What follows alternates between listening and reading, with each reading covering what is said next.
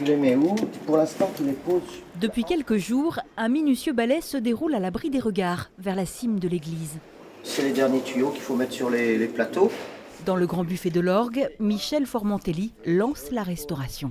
C'est vraiment le démontage de l'instrument complet. Il s'agit donc vraiment de vider l'instrument de toutes ses parties sonores, d'une partie des transmissions mécaniques, notamment le bloc des claviers par exemple. Cet orgue a été reconstruit dans les années 90. Il était temps de lui faire un entretien complet et même de l'enrichir. Les amis de l'orgue ainsi que l'organiste en titre ont œuvré à sa promotion.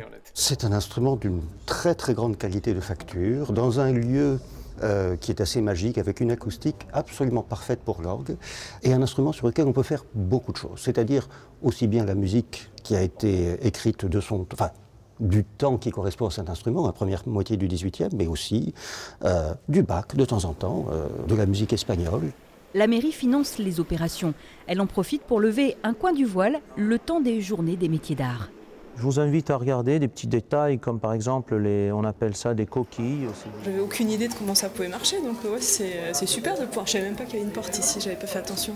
Comment on arrive à faire les sons, l'ensemble des compétences qu'il faut en fait pour être facteur d'orgue, voilà, l'histoire qu'il peut y avoir derrière. L'orgue de l'église de la Cité résonnera de nouveau en septembre.